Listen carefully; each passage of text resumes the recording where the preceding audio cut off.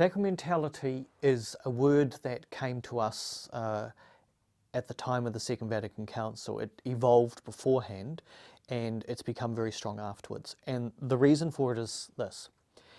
In the sacramental theology of the Church that had taken us from late antiquity, say around about the 8th, 9th century, that sacramental theology then hit the early Middle Ages and the High Middle Ages.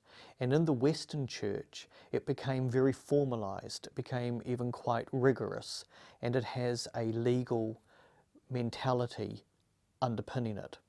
So in those days, people would say, there are only 7 sacraments, and these 7 sacraments operate in this way. There is matter, this is an old word, that there is something that has to be given, bread, wine, oil, water. There is form, which are the words that have to be spoken, you know, like I baptize you, or this is the body of Christ. And put matter and form together, so M plus F equals S, sacrament.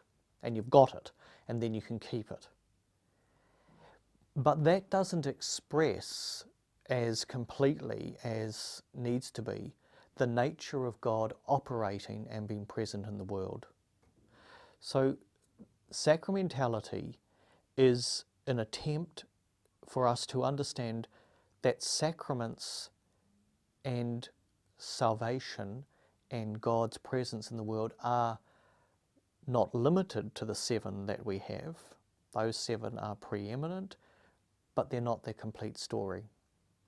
And so therefore, sacramentality is around being able to describe what is bigger and what is real beyond those 7 ritual or liturgical moments.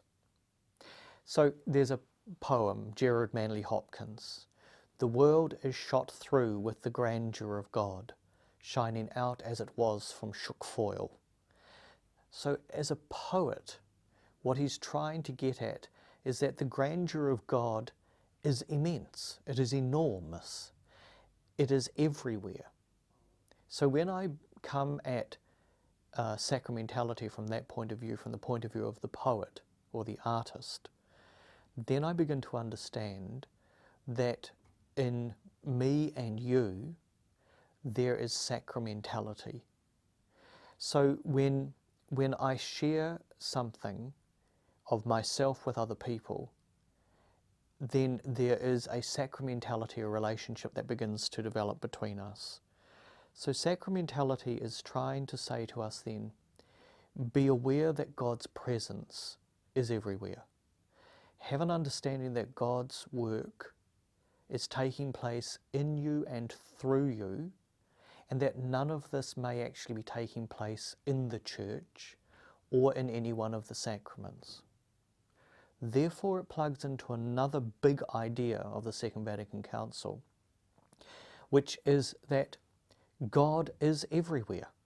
So in several other documents, the missionary activity of the Church, and in the pastoral constitution on the Church, there are statements in there which give us to understand that that you don't need to be a baptized member of the Roman Catholic Church in order to be saved.